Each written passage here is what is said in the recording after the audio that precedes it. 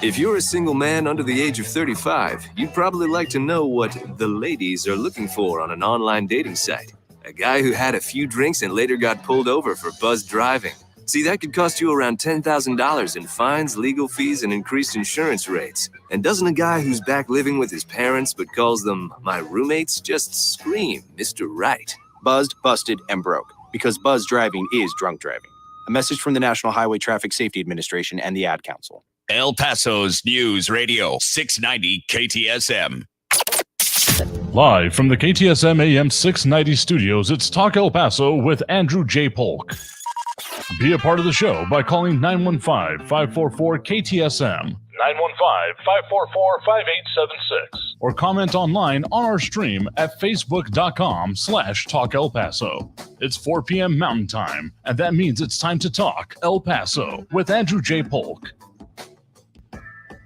Thank you all so very much for joining us here for Talk El Paso, airing live on News Radio 690 KTSM. I'm your host, Andrew J. Polk. Thank you for tuning in, however you may be doing so, be it on air, online, live streaming through the free and reliable iHeartRadio app, or joining us over on the various social media pages we're up on these days, facebook.com/Talk El Paso, the Talk El Paso channel over on YouTube, Twitter at Talk El Paso, or twitch.tv, Andrew J. Polk. Well, a lot of people already tuning in, starting to chime in, or at the very least dropping those likes and reacts, including Robbie Flores and Monica Cervantes. Do appreciate it, as we have a lot on the plate, a lot on the docket to talk about today, including as much as we still have those weird weather conditions. I mean, okay, basically my rating of the situation is we're getting sandwiched between the remnants of two different types of tropical storms or depressions or whatever their status is. I mean, sure, we have whatever was coming out from the West Coast way, and now El Paso, more or less, okay, kind of in the predictive cone path of whatever you want to call it, remnants of that one that is now battering South Texas. So that'll be fun. Really happy I just put that last patch on my roof, even just today. But also, even as we were looking at some relief from the temperatures, even if there are some of those concerns about further triple digits sneaking in a little bit later in the year, there is concern already about there being more to come when it comes to electric bills. Our news partners at KFOX 14 have a look at that and more of the, I guess, political logistics behind that veto that we've been talking about from the mayor of El Paso on the curfew ordinance here in the city of El Paso, and what this could be part of, maybe even a larger effort, multi-city at the very least, but also a larger pushback against some of those state level efforts, particularly as we're getting to, well, not even just efforts, laws in place, as we're also, again, hitting the start of the law enacting period. September 1st, when a whole lot of them have their rubber hitting the road moment in their own way, including some others about speed limit changes coming up here. A little bit more detail, at least on the focus of some of those otherwise county efforts, including that gun buyback. Might make a little bit more sense, but we'll talk about it. And in just a weird situation out in Vinton that our news partners are reporting on. Also, a couple of murals. I know that's a very popular subject with some in our audience, but a couple of privately funded murals that we'll talk about, but also a whole lot more, including no debate for you if you're Will Hurd not qualifying for that upcoming GOP presidential debate, and a whole lot of other things going on in and around, and of course affecting the borderland. So we will, of course, dive into all of that. And again, everyone that is wanting to add your 2 cents over on the social media is one of the better places, but if you just want to sit back, relax, this is an interesting way to relax, but hey, appreciate y'all staying informed and talking with about what is going on and affecting y'all in the borderland, because no one else is going to have that conversation the way we do. People live, work, spend their lives, raise their families, start their careers, etc. around here. Okay, just because of the picture on it, I want to mention this one off the bat. It also kind of fits into what we have been talking about with law enforcement and just crime in general. The pictures alone are pretty great, I gotta say. Article title from our news partners at KFOX 14, man arrested accused of distributing cocaine, fentanyl, and LSD to El Pasoans and Fort Bliss soldiers. Not too clear if it was being done actually on post or not, but I mean, of course, some of them end up going off of it. Some of the numbers pop out. We've often in the past talked about, different amounts being taken, the bounty pictures of gathered in front of it, and the, thousands, if not tens or hundreds of thousands worth of street value. But this one, I had to check the date to make sure I was looking at the right era here. that there was 21,000, nearly 22,000 doses of LSD in the. I mean, I didn't even know they did this anymore. It shows how much I know about current LSD usage. Don't know if I've ever actually met or seen anyone who's using LSD now. Think about even like festival kind of things, but there's like those little paper tabs in very many different interesting colors, including I'm pretty sure there's a Grateful Dead logo in that, which okay, just makes sense if you think about it. But again, being not even just that, he was also distributing cocaine and fentanyl, and was booked 44-year-old Jamil Alexander Chagra Nichols. Investigation going on into him for a period of 6 months. Needed to taken to nail this guy over that, and I mean it was quite the multi-agency effort with a Department of Public Safety, special agents, Texas Highway Patrol, DEA, the Department of Army Criminal Investigations Division, El Paso County Sheriff's Department, Border Patrol, and FBI assisting in the investigation.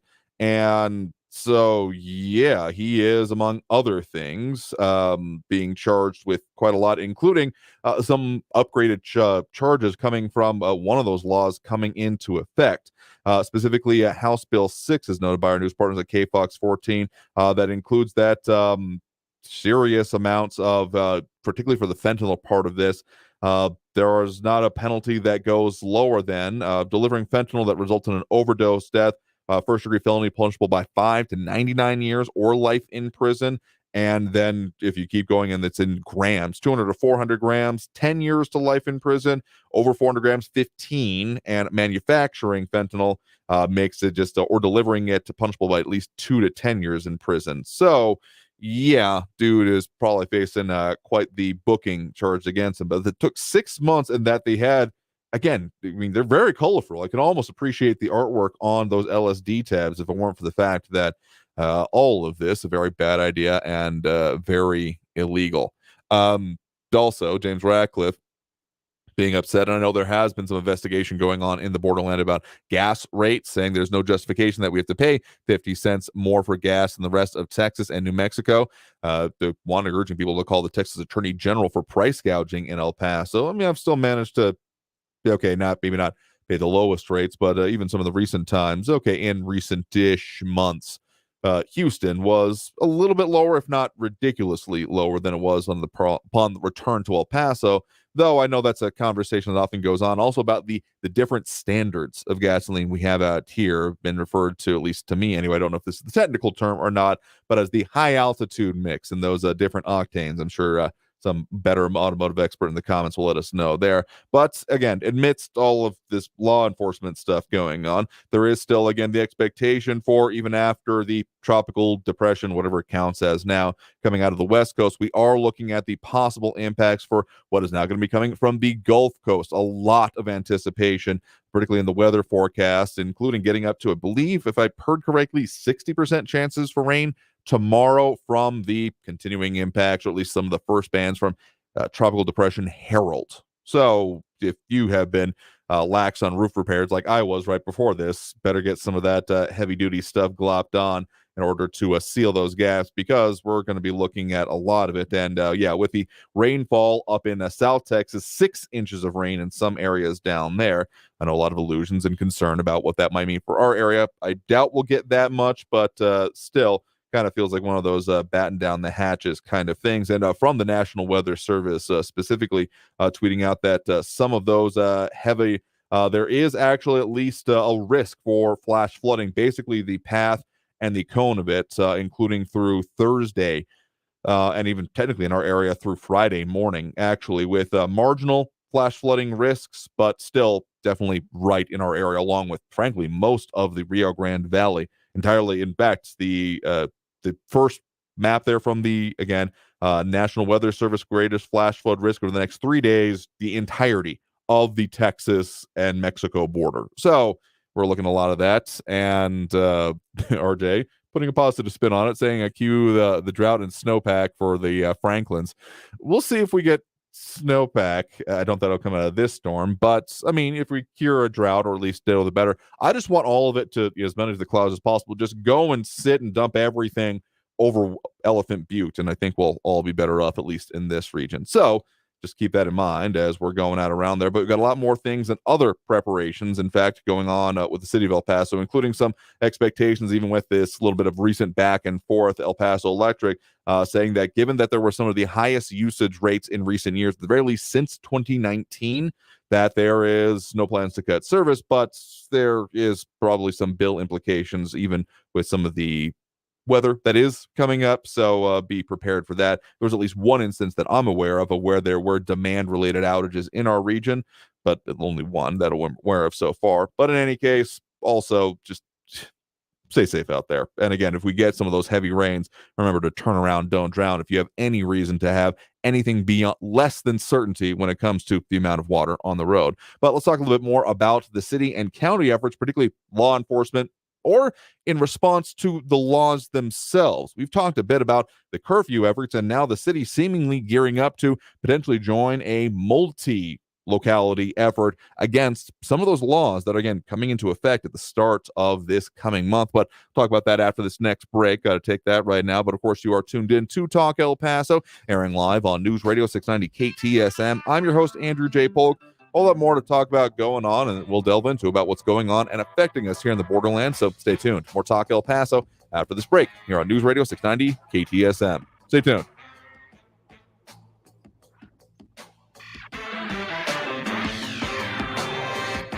Ruli's International Kitchen, just a great little gourmet dive offering handcrafted gourmet local flavors fused with, of course, the international that you can find. Always new features at the front door on the board. That's what I first look at, even if I'm also expecting to get one of my usual favorites over there. Perfect for the everyday occasion or, of course, those special celebrations. And they do have a lot of stuff going on still through the end of this month, doing the Rick at Night for Ruli's International Kitchen, RIK at night, including reverse happy hours and extended hours going from 9 on. So be sure to check them out there that Friday and Saturday nights, but of course open, including today, with their great specials and all of their new features. So of course, find them at 4176 North Mesa, not too far from our station or too far from Mesa and Executive or I-10 and Executive. Give them a call to make your reservation, 915-313-4806. That's 915-313-4806. Or, of course, find them online and all of the details, including on their social media.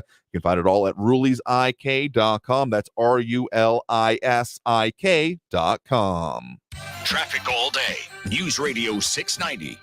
El Paso police still working that earlier crash northbound Lee Trevino at Vista del Sol. An accident reported McRae at Acer Boulevard. El Paso fires on the scene there. 54 southbound slow, Stan Roberts down to Kenworthy. 11-minute delays there, and it's stop and go southbound Global Reach from the expressway down to Montana, 10-minute delays. Carrie Edwards, El Paso traffic. This report is sponsored by Staples Stores. Staples has great prices on everything you need for back to school. Right now, a 24-pack of Crayola crayons and comp books are just 50 cents each, and select notebooks are just 35 cents each. In store only. Offer ends 8/26, limit 30. School on, save on at Staples. Are you a business owner, CEO, or responsible for marketing? If you are, iHeartMedia can help you reach your goals and find new customers. We reach more consumers in your target area than anyone else. And we can give you access to those potential customers more cost-effectively across radio, digital, podcasting, and social. We'd love to show you how iHeartMedia can work for you. From your cell, dial pound 250 and say keyword great results. That's pound 250 and say great results. Protection for all, peace of mind for you. For over 40 years, Mazer Security Alarms has proudly served El Paso with superior service and protection. Locally owned and operated, Mazer Security Alarms created Super Switch technology to prevent false alarms and keep your business and family safe. You can afford the best. For your free quote or to upgrade your existing system, call Mazer Security Alarms at 915-590-0033. That's 915-590-0033. Mazer Security Alarms. Attend the Las Cruces Gun Show this weekend, August 26th through 27th at the Las Cruces Convention Center, 680 East University Avenue, Las Cruces, New Mexico. See dealers selling the finest and modern guns, custom knives, scopes, huge selection of ammo, and much more. Buy, sell, and trade at the Las Cruces Gun Show this weekend, August 26th and 27th at the Las Cruces Convention Center, 680 East University Avenue, Las Cruces, New Mexico. Get $2 off admission. Go to azgunradio.com. At Consumer Cellular, you get the same exact coverage as the largest carriers for up to half the cost. Same thing, up to half the cost. less money for the exact same thing. Hope this is clear enough. Consumer Cellular, when freedom calls, they're here to answer. Switch today and get a second month of service for free. Go to consumercellular.com/free month and enter promo code free month. Half the cost savings based on cost of Consumer Cellular single line 5 gigabyte data plan and unlimited talk and text compared to lowest cost single line postpaid unlimited talk, text, and data plans offered by T-Mobile and Verizon May 2023. Promotion subject to terms and conditions. I adopted Bento in 2010 from a shelter. A lot of people know him as Keyboard Cat. That's just one adoption story that started at a shelter. Visit theshelterpetproject.org to find a pet near you. Brought to you by Maddie's Fund, the Humane Society of the United States, and the Ad Council. News Radio 690 KTSM. Live from the KTSM AM 690 studios, it's Talk El Paso with Andrew J. Polk. To be a part of the show, follow on Facebook at facebook.com/Talk El Paso. Now here's your host, Andrew J. Polk.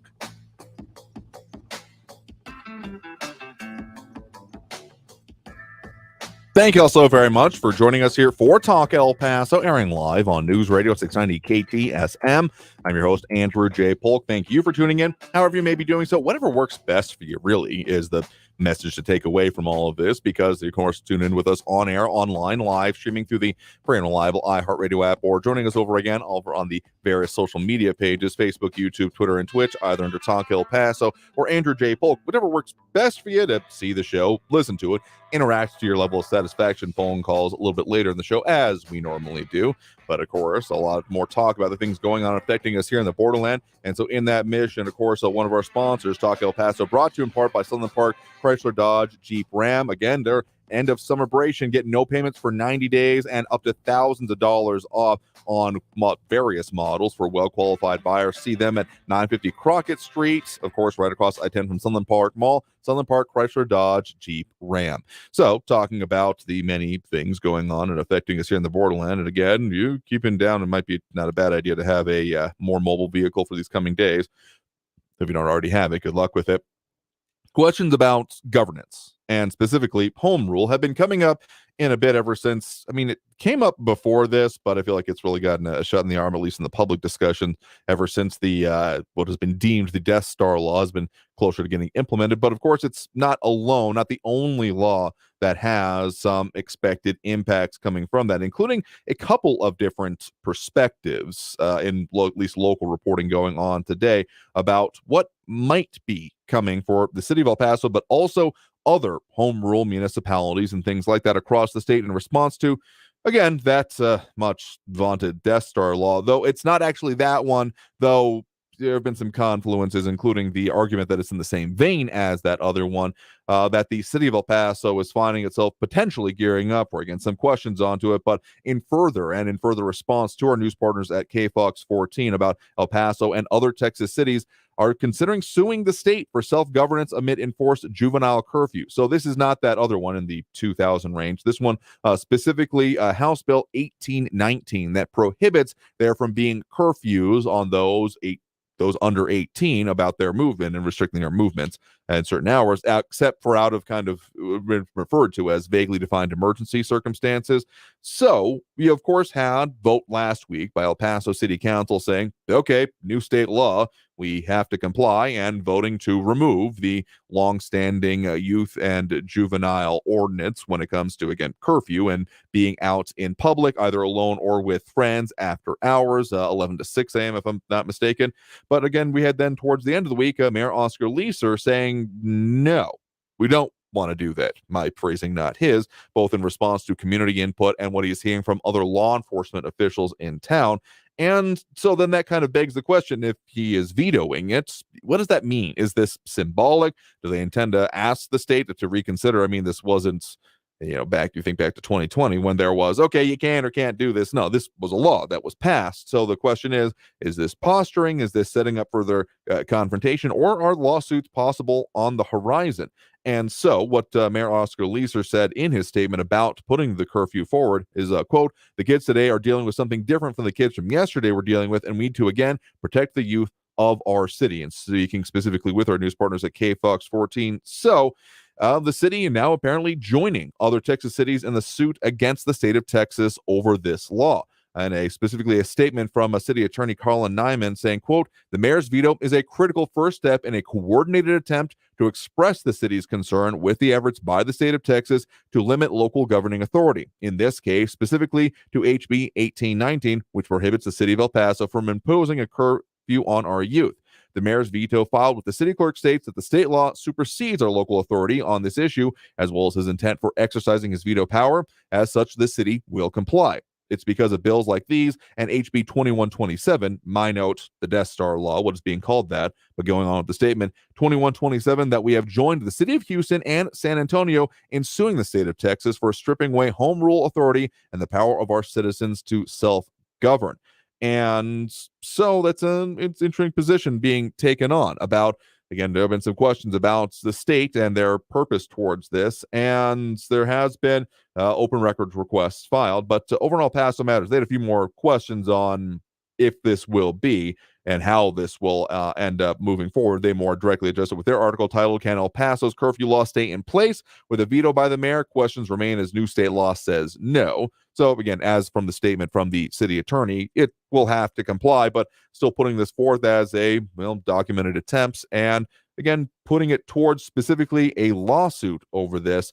And El Paso Matters has some more interesting review, including more from city council as well. They do also, of course, note that it would take 3/4 of city council in order to override the veto, which I think was pretty well in place before. But there are some saying there, including they directly quote City Rep Art Fierro saying, quote, "He, the governor, or Austin felt that municipalities have too much power and they were making laws that the governor didn't agree with. So this is all part of that grand scheme to limit the power of municipalities. I think that as a municipality, the local government knows what's best for the constituents." And so they do further note that at 2127, as is also noted by, again, the statement from City Attorney Colin Nyman, some debate about how this can move forward, or again, putting it in the full vein of it as well, with James Ratcliffe noting that he wants to sue the city and county perpetually, slightly in a different vein here, because this is the city suing, though there have been similar things. And there's also some input from El Paso County Sheriff's Office in this article as well,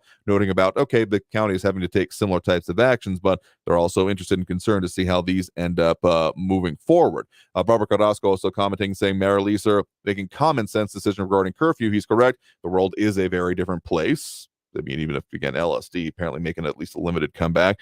But I will say this, that also there's some debate even within city council on the structure of a curfew should it move forward anyway, because among other things, the misdemeanor charges do result in a $500 fine for those in violation of it previously. And so some other city council members noted, again, by El Paso Matters, specifically in this case, saying that that may have been a little bit too far. And Mayor Leeser also speaking with El Paso Matters, similarly inclined towards saying it's simply too high specifically. But I would also say that the impact of this, interesting other note from El Paso Matters, that there were 43 pending cases in municipal court that will be dismissed based on that new legislation. It was Neiman, again, city attorney for El Paso, noted during the Tuesday meeting, does not apply to cases that were already prosecuted or adjudicated. So those are the ones currently on the docket. So we'll see how this goes forward. It's also noted that the mansion parties that happened, I want to say late last year, maybe early this year, where there was quite a lot of interesting activities going on, interesting in the illegal sense, and potentially dangerous and harmful, and also including at least one death noted, specifically as, again, El Paso Matters spoke with the, again, El Paso County Sheriff's Office. So yeah, there's possibilities and ways this might move forward, but given the fact that we're now in the beginning of what, again, could be a legal process, might not be a quick or at all kind of a expeditious change to that here. But I will also note that some additional notes coming in and reporting from our news partners at KFOX 14 about that gun buyback program has a similar-ish kind of bent to it. Some of the clarification coming out of, again, this case, County Commissioner's Court on that, including for the senior policy advisor for Commissioner Carlos Leon's office, Jackie Butler, said, quote, "This is really geared towards people who know that there are weapons that are unsafely stored, or they have people within their homes they don't want to have access to their firearms," and specifically putting this in reference to the shooting death of the teen inside of Cielo Vista Mall, one that had quite a large law enforcement response to it, as well as some of the video that was then circulating on social media, among other things, as well as other concerns at house parties and things like that. So don't know if, again, you can call this necessarily a coordinated effort, but the issues and concerns going along with this, very interesting, I do have to say. And so different aspects of this from the city and the county. But, well, again, the county aspect and there being specifically that $300,000 for that program will be going into multiple events, with, again, that first one now being scheduled towards the end of October. So dealing with crime and issues surrounding it, and particularly youth in the region, a definite focus in here in the recent couple of weeks. Well, let's go and take that next break right now. Coming out of this break, we'll talk a little bit more about some of those other laws coming into place from Texas, because, yeah, September 1st, a lot of those are kind of the default. This law will take effect, et cetera, except for when some have been pushed further out. Like, yeah, still going to be doing registrations here in El Paso when it comes to vehicles, and also further out things when it comes to like those getting rid of the temporary license plates. But there is at least one affecting the roadways that we'll be talking about coming up here and starting before too long. But let's take that next break right now. You are, of course, tuned in to Talk El Paso, airing live on News Radio 690 KTSM. I'm your host, Andrew J. Polk. Phone lines in a little bit. Comments still coming in online. In any case, stay tuned. More Talk El Paso here on News Radio 690 KTSM. Don't go anywhere.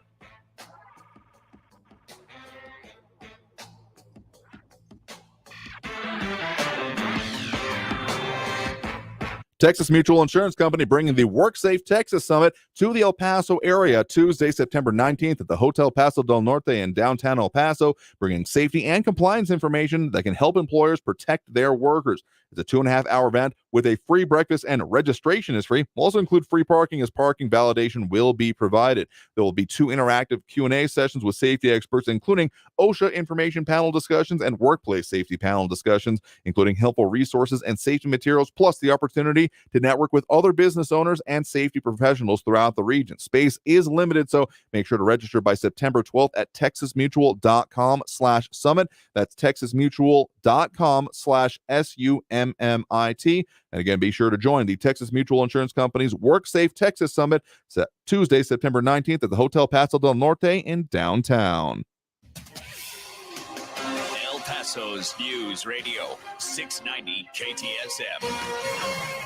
With your KFOX News update, I'm Liz DeWicki. An El Paso man is in jail right now, charged with distributing different types of drugs to both residents and Fort Bliss soldiers. Deputies say 44-year-old Jamil Nichols was distributing cocaine, fentanyl, and LSD. Law enforcement had been conducting an investigation on him for at least 6 months, seizing almost 22,000 doses of LSD from his home. A mystery in Vinton right now, as mountains of clothes were discovered dumped behind a building on Monday. A viewer tipped KFOX 14 off to the piles of clothes dumped on South Desert Boulevard right next to the I-10. KFOX has reached out to both the sheriff's office and the county to learn more. No information has been provided just yet. The borderland is currently taking a little bit of a break from triple-digit heat, but El Paso is not out of the woods just yet. In fact, this July, El Paso Electric says customers used the most energy since the summer of 2019. The 44-day triple-digit streak not only strained the power system, but also people's wallets. El Paso Electric saying although the temperature is trending down, bills could still trend up this month and the next, capping off those higher than usual summer payments. If you are struggling with your bill, the company recommends you contact El Paso Electric. That's your KFOX 14 News Update. I'm Liz DeWicki.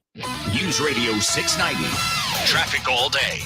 El Paso police responding to a crash Gateway North at Sean Haggerty. An earlier accident with medical team still on the scene. Northbound Lee Trevino at Vista del Sol. Accident reported McRae at Acer. Slow traffic on the 54 South, Stan Roberts to Kenworthy with 10-minute delays. And 10-minute delays on northbound Mesa from downtown up to Artcraft. Kerry Edwards, El Paso traffic. From the KFOX 14 Severe Weather Center, I'm Chief Meteorologist Brad Montgomery. The good news is some heat relief coming our way as the remnants of what was Tropical Storm Harold move toward the borderland. Mostly cloudy skies, high only around 85 for tomorrow, 60% chance of showers and thunderstorms for your Wednesday. As the system moves away, we'll see partly cloudy skies, 30% chance of storms on Thursday with a high around 92. From the KFOX 14 Severe Weather Center, I'm Chief Meteorologist Brad Montgomery. This report is sponsored by Lowe's. Lowe's knows how to save pros time and money. Right now, take up to 40% off select bathroom vanities. Plus, get free local truck delivery. Lowe's knows pros. Offer valid 8/10 through 8/23 while supplies last. Selection varies by location.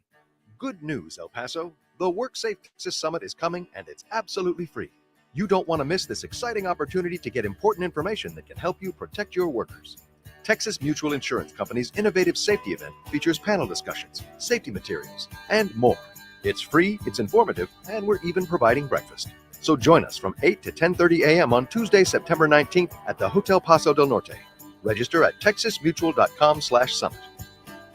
There are choices that can change your life. Like the choice to start routine colorectal cancer screening at age 45. It's one of the most common cancers for women and men, and it doesn't always have symptoms. But there's good news. Routine screening can catch colorectal cancer early and even prevent it. And there's even better news. You have screening options. Make the choice to put your health first. Talk to your doctor about your screening options or visit cdc.gov/screenforlife for more information. What does the Affordable Connectivity Program sound like? It sounds like a student doing their homework online. If X equals 4. Eligible households save $30 a month on internet. Like the sound of that? The ACP. Sign up, connect, and save at getinternet.gov. Wendy's BOGO $1 deal is back at participating Wendy's. Buy a Dave's Single, spicy chicken sandwich, 10-piece nugs, or medium frosty, and get another for $1. Double your deliciousness. Hurry, this BOGO deal won't last. This report is sponsored by Wendy's BOGO $1 deal. News Radio 690 KTSM El Paso. Live from the KTSM AM 690 studios, it's Talk El Paso with Andrew J. Polk. To be a part of the show, call 915-544-KTSM or follow on Facebook at facebook.com/Talk El Paso. Now here's your host, Andrew J. Polk. Thank you all so very much for joining us here for Talk El Paso, airing live on News Radio 690 KTSM. I'm your host, Andrew J. Polk. Thank you for tuning in, however you may be doing so. Whatever works best for you as we continue our mission to have live local talk radio here in the borderland and talk about the things going on and affecting us here. Of course, Facebook, YouTube, Twitter, and Twitch are the places you can find us online. Well, besides the website, of course, here. So a lot of other people chiming in, including Matt Olson with the mildly challenging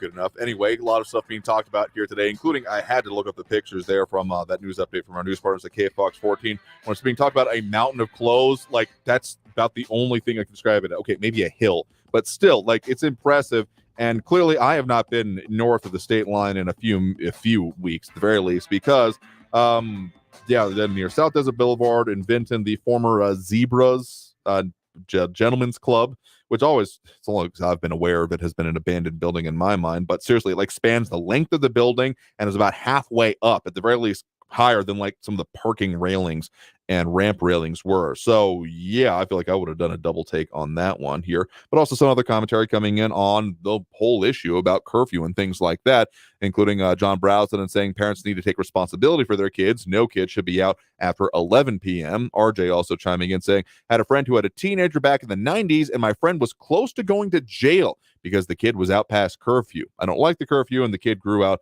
of the wild stage. Glad to hear it ended up working out for them. And James Ratcliffe saying it's just an excuse for lazy parents to have the government to do the job of the parents. Okay, it's an interesting take on it, but given that they're the ones who face the fine, I'm not sure this is a taking off the responsibility so much as being forced to, okay, you're gonna do it, because again, that's who the fine ends up on. I mean, we'll see if there's discussion that comes out of city council on revamping it, but so one of those core questions about the availability of it, or can it even move forward, is important. And Tell a Friend Tuesday being declared by Willie Jenkins, and also Matt Olson saying, I love jokes about mountains, they're hill areas. That is very, very true. Anyway, he was mentioning a couple other things going on, including some law changes, that there's at least one that will be affecting roadways coming from the whole roundup that the Texas Tribune is doing on New Texas Laws 2023. There are quite a lot of them. Mentioned a couple of them already, including those things involving electric vehicles, but another one they're focused on that starting September 1st, your speed limit may vary based on local highway conditions.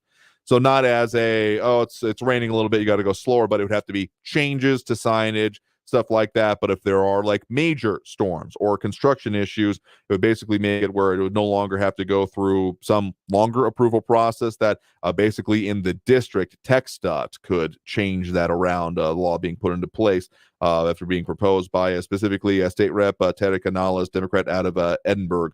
And I do believe that's how they pronounce it there. I'm pretty sure they don't say Edinburgh in that part of Texas. But in any case, could not be less than 10 miles under the usual speed limit for that area. So not drastic changes, but see that in place. Particularly, I can see this having a lot of impact in our area when we start getting into more and more and more of that road construction.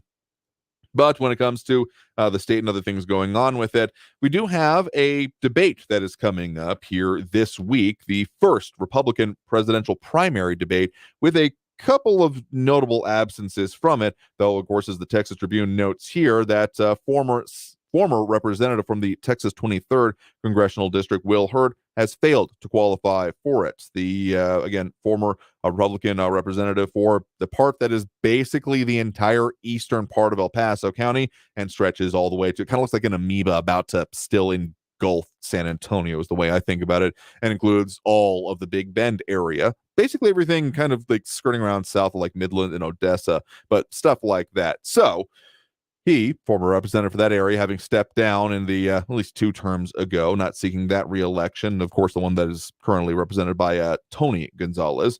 And he did not qualify. He did have the amount of donors required, which was 40,000, but he did not meet the polling numbers. As we mentioned, he was underwater, under 1% in the polling numbers in his own favor. So that was one of the minimum thresholds he did have to achieve. And I think the last note is specifically put forth by the 538 Post polling as taken by the Texas Tribune in their article. Yeah, did not make it over 0.3% positive polling. So he won't be on stage, though. One of the interesting notes is even if he had achieved that, still may not have been able to do it because specifically he has refused to sign one of the required documents for the being on this debate stage, and that was specifically a pledge to support the eventual Republican nominee being put forth as the prerequisite by the debate organizers. And of course, Hurd having taken on probably the most aggressive, even if he has been trying to maybe arguably position himself as a moderate in this, saying and having previously said, quote, "I will not sign a blood oath to Donald Trump." Yeah, I mean, he's been the most out one criticizing it on here, and there's been a lot of debate on that, certainly, though it's very much worth noting, I would say, in this circumstance, that, of course, the former president himself has not agreed to sign this and will not be participating in this debate himself, because he will instead be at that time, some of the timing at least, can question about releasing an interview or maybe the initial airing of the interview.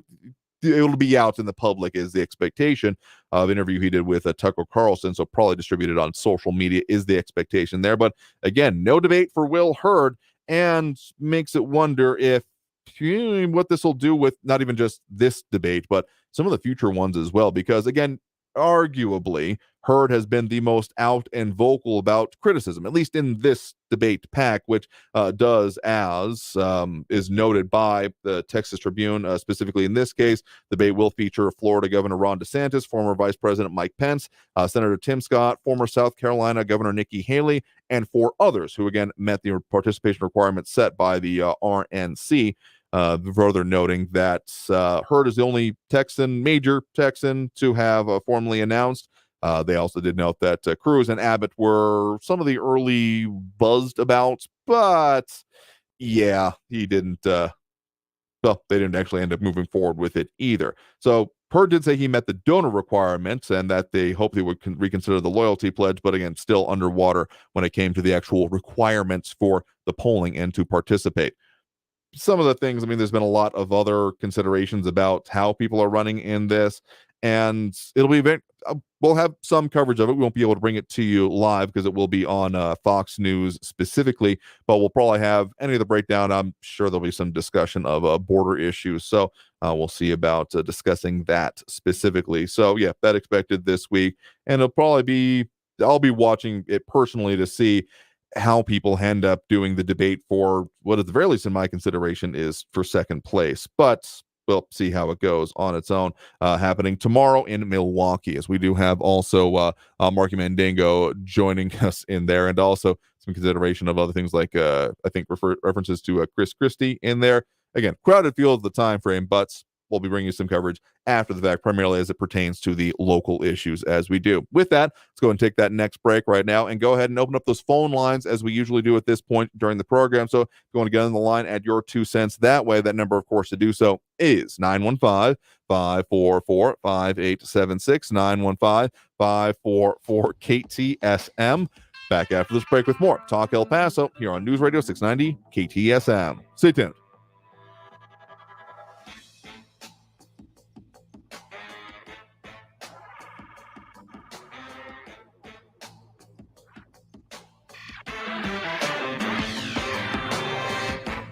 Hammer and nail. Traffic all day. News Radio 690. El Paso police responding to a crash, Gateway North at Sean Haggerty. An earlier accident with medical teams still on the scene. Northbound Lee Trevino at Vista del Sol. Accident reported McRae at Acer. Slow traffic on the 54 South, Stan Roberts to Kenworthy with 10-minute delays. And 10-minute delays on northbound Mesa from downtown up to Artcraft. Carrie Edwards, El Paso traffic. This report is sponsored by America's Best Contacts and Eyeglasses. It's a lesson in back-to-school savings. America's Best offers a comprehensive eye exam and 2 pairs of glasses from just $79.95. Don't wait. Book an exam today at americasbest.com. In certain states, eye exams provided by independent practices. See store for details. Are you a business owner, CEO, or responsible for marketing? If you are, iHeartMedia can help you reach your goals and find new customers. We reach more consumers in your target area than anyone else, and we can give you access to those potential customers more cost-effectively across radio, digital, podcasting, and social. We'd love to show you how iHeartMedia can work for you. Get started today at iHeartAdvertising.com. That's iHeartAdvertising.com. With the Autio app riding shotgun, every road trip is an adventure. Autio is my traveling companion. It's educational, entertaining, funny. It makes the drive come to life. The Autio app automatically plays you stories about the natural wonders, local legends, and fascinating histories outside your car window, with over 10,000 unique stories from coast to coast. I've learned more about my hometown from the Autio app than I did growing up here. Autio, the perfect companion for your next road trip. Learn more at autio.com. Protection for all, peace of mind for you. For over 40 years, Mazer Security Alarms has proudly served El Paso with superior service and superior protection. You can afford the best. For your free quote or to upgrade your existing system, call Mazer Security Alarms at 915-590-0033. The El Paso Community Foundation supports the causes you feel passionate about here in the borderland. Whether it's education, social services, arts and culture, the environment, health, or economic development, the El Paso Community Foundation has been promoting philanthropy and progress in our hometown region for more than 45 years. Make your mark with us. Start a fund today. For good, for El Paso, forever. Learn more at epcf.org. That's epcf.org. Attend the Las Cruces Gun Show this weekend, August 26th through 27th at the Las Cruces Convention Center, 680 East University Avenue, Las Cruces, New Mexico. See dealers selling the finest and modern guns, custom knives, scopes, huge selection of ammo, and much more. Buy, sell, and trade at the Las Cruces Gun Show this weekend, August 26th and 27th at the Las Cruces Convention Center, 680 East University Avenue, Las Cruces, New Mexico. Get $2 off admission. Go to azgunradio.com. Dog days of summer got your business needing help? Check out Indeed, an all-in-one hiring solution that makes it easy to attract, interview, and hire candidates. Visit Indeed.com/credit and get $75 toward your first sponsored job. Terms and conditions apply. El Paso's News Radio 690 KTSM. Hammer and Nails, El Paso's newest men's grooming destination, literally taking care of you from head to toe. It's one I've been trusting with this hair and beard, and frankly the face as well, because they give you a lot of great other services, including with I got the premium cut and the premium beard grooming. You want to get their memberships as well to be able to get those savings and get your regularly scheduled, including their brand new Club Luxe by Hammer and Nails Grooming Shop for guys, offering unlimited services. So I'm looking forward to getting that Luxe 24K cut experience next time I go. And it's really simple to make your appointment online. You just have to go to hammerandnailsgrooming.com. That's hammer, A-N-D, nailsgrooming.com. Select your services, put in the appointment, and you'll be contacted immediately by text or whatever your preferred way is, and be well on your way to looking and feeling great. Again, also all of their services available and all the descriptions of them online. So find them, of course, they're over at the Fountains at Farah, 8889 Gateway Boulevard West, Suite 1760 on the lower level. But in any case, find them online, hammerandnailsgrooming.com. That's hammer, A-N-D, nailsgrooming.com. Live from the KTSM AM 690 studios, it's Talk El Paso with Andrew J. Polk. To be a part of the show, call 915-544-KTSM or follow on Facebook at facebook.com/Talk El Paso. Now here's your host, Andrew J. Polk. Thank you all so very much for joining us here for Talk El Paso, airing live on News Radio 690 KTSM. I'm your host, Andrew J. Polk. A lot of ways to interact with the show, particularly at this point during the program when we will be getting into those phone calls. So full up at the moment, but keep that number handy, 915-544-5876, 915-544-KTSM.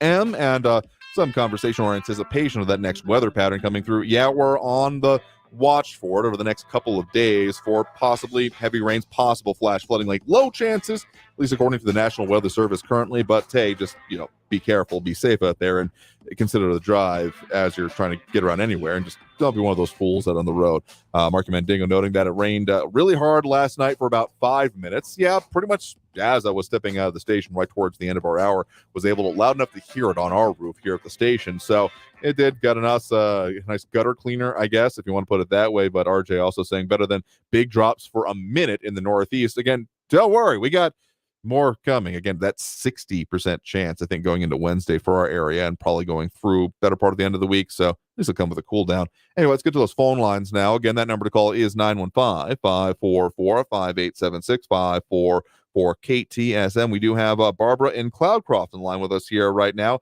Barbara, thanks for joining us. Hey, Andrew. Thank you for taking the call. Sure thing. What's on your mind?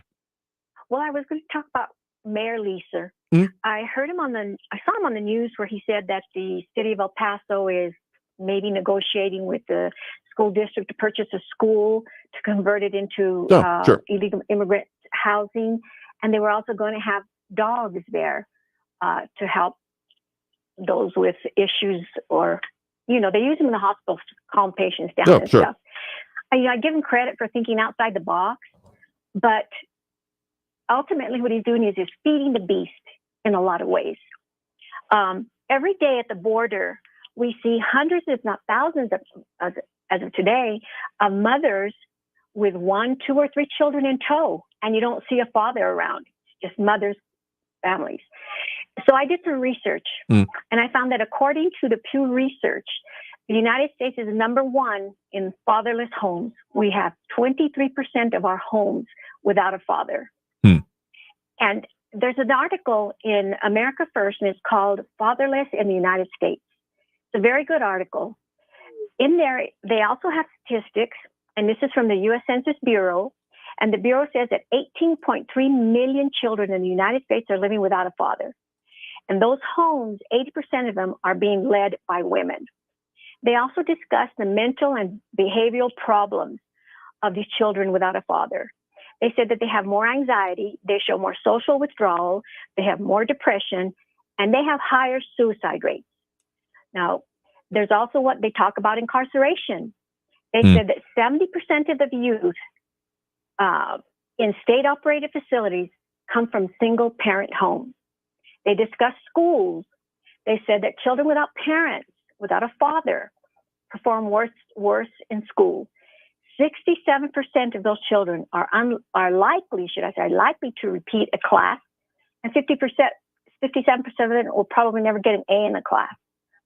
They also have statistics. They did a study on 56 school shootings. Of those 56 school shootings, their statistics show 82% of them grew up in an unstable family environment or without biological parents.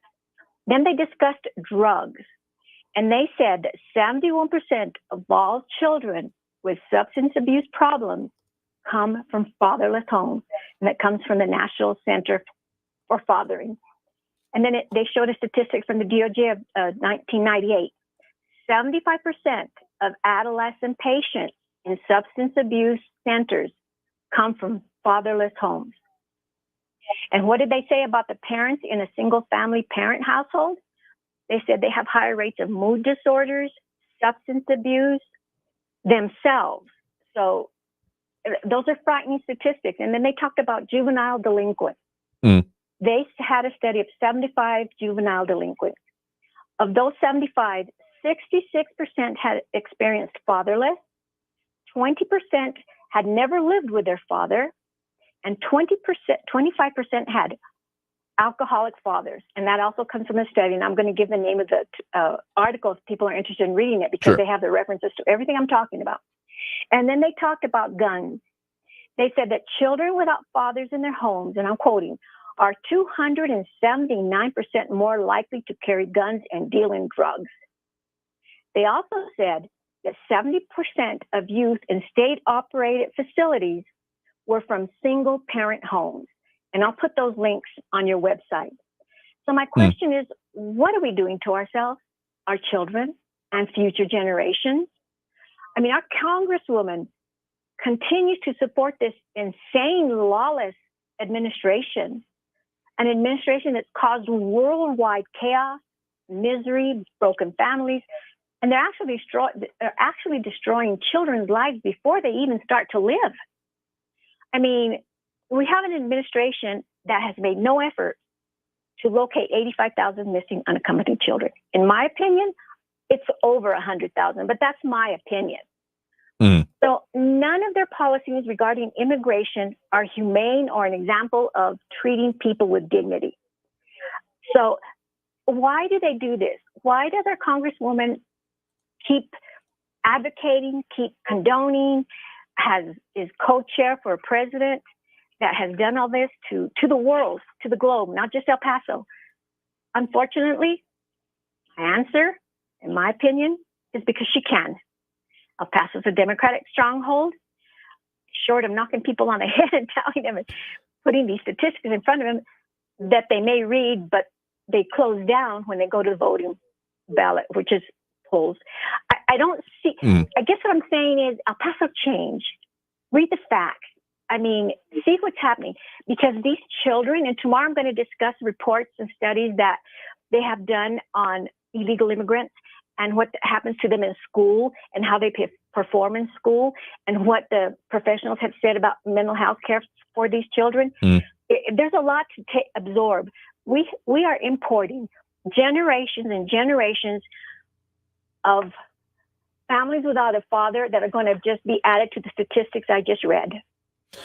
I mean, it's I'll say it's a very serious issue. We're getting pretty close to the end of the hour here with this, but I did hear about, as you mentioned right at the start, the possible future disposition for some of those currently vacant EPISD facilities. I mean, there's the one at Moorhead specifically. I think that was the one being considered from that after it has been consolidated with, I want to say, Lincoln, but don't quote me on that exactly. And so that's one that I drive by the most often. And so the question has been, will that happen? It was one of the ones that, of course, was put forth as the potential temporary housing. So I think housing may be correct, but I don't think that resettlement efforts are still a part of any major effort in our region anyway. Very much part of other places, but the kind of keep it moving mentality seems to be still the pervasive one in our area. So we got to take that next break right now, but I do appreciate the point and the call. Yeah, please go ahead and send me those links. I'll be very interested to see them as well, but do appreciate the point and the call. Thank you, Andrew. All right. And with that, we do have to take that next break right now. Coming out of this break, we go to more calls, more of comments, more of everything after the top of the hour news anyway. So if you want to chime in, add your 2 cents, of course, that number to do so, 915-544-5876-544 KTSM. Back after this break. And again, that top of the hour news here on News Radio 690 KTSM. Don't go anywhere. Traffic all day. News Radio 690. El Paso police responding to an accident Gateway North at Sean Haggerty. I-10 eastbound is slow through downtown from Piedras over to Trowbridge. It's a 15-minute delay. 54 southbound from Stan Roberts down to Kenworthy is a 17-minute delay. And northbound Mesa from downtown up to Artcraft, you're looking at 10-minute delays and heavy traffic. Kerry Edwards, El Paso traffic. Our iHeartRadio Music Festival is coming back to T-Mobile Arena in Las Vegas this September. Superstar artists from every genre. Streaming live only on Hulu. Buy tickets now at AXS.com. Hey, El Paso, Ivan Ochoa, General Manager of Sunland Park Chrysler Dodge Jeep Ram Fiat. Trade up to a new or certified pre-owned vehicle for thousands less. Right now, our prices are the best in town. Get huge savings on hundreds of new and certified pre-owned vehicles and more for your trade. For a limited time, everyone gets employee pricing on 2023 Jeep Gladiator trucks and super low 1.9% APR for 72 months. Take $6,000 off MSRP on 2023 Ram 1500 trucks or 2.9% APR for 72 months. Take $2,500 off MSRP on 2023 Dodge Charger and Challenger. Get $2,500 off MSRP on 2023 Chrysler 300.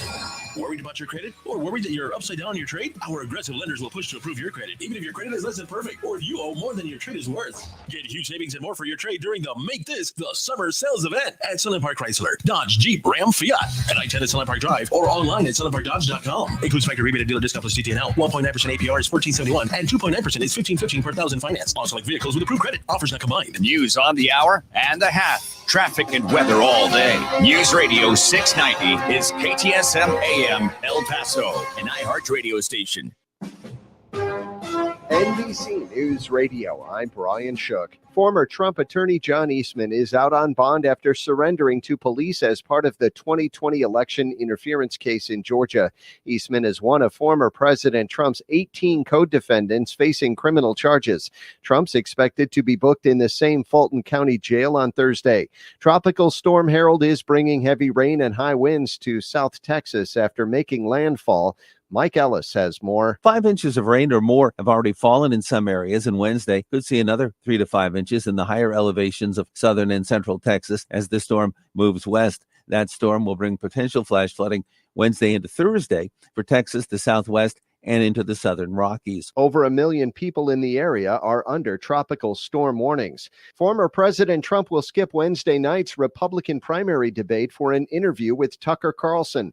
Trump's interview with the former Fox News host is expected to be streamed online the night of the debate. Trump earlier this week confirmed plans not to attend the event hosted by Fox News, citing his large lead over his opponents in most primary polls. Japan will release treated radioactive wastewater into the Pacific Ocean as soon as Thursday. Lisa Taylor reports. The country's Prime Minister, Fumio Kishida, gave his approval today to begin the Fukushima Daiichi nuclear power plant plan. Kishida said in a cabinet meeting the controversial step will be important to the plant's decommissioning and in its recovery process after a 2011 earthquake and tsunami ruined the plant's cooling systems. That disaster caused reactors to melt and contaminate the cooling water. Over 1 million tons of water have already been collected and filtered, but they are near capacity and will probably be full early next year. I'm Lisa Taylor. Depp v. Heard is dominating on Netflix. You're listening to the latest from NBC News Radio. A woman is being charged for threats she made against former President Trump's youngest son, Barron. 41-year-old Tracy Marie Fiorenza of Chicago was charged in Florida after she allegedly emailed the headmaster of a Palm Beach school that she, quote, will shoot Donald Trump Sr. and Barron Trump. That's according to a criminal complaint. Her charge holds a maximum sentence of 5 years in prison. According to the Chicago Sun-Times, she appeared in court Monday in Chicago, where a judge said she'll be transferred to Florida, where the charges were filed. The federal government is signing off on New York State and New York City using Floyd Bennett Field in Brooklyn to shelter asylum seekers. Scott Pringle reports. Well, New York City continues to scramble for more places to put migrants, with the city out of shelter room and asylum seekers continuing to pour into the city. Governor Kathy Hochul got word that the feds approved the use of Floyd Bennett Field. This is a big step because the answer 1 month ago is no. The Floyd Bennett Field Emergency Relief Center will be able to hold about 2,000 migrants. This will be the third state-funded shelter for asylum seekers to open. This morning's SpaceX launch from California's Central Coast was a success. Daniel Martindale has more. The Falcon 9 rocket lifted off from Vandenberg Space Force Base at 2:37 a.m. It took 21 Starlink internet satellites into low Earth orbit. The launch was initially scheduled for last Thursday, but was delayed several times due to hurricane and later tropical storm Hillary. There was concern about the storm making for rough seas when the first stage rocket booster landed on a drone ship in the Pacific Ocean. That first stage has now flown in 15 missions. An 800-pound butter sculpture is being unveiled at the New York State Fair in Syracuse. The sculpture, designed by two artists from Pennsylvania over 11 days, resembles an old-fashioned locomotive with kids on board. The sculpture highlights keeping kids' health on track as they head back to school. Brian Shook, NBC News Radio.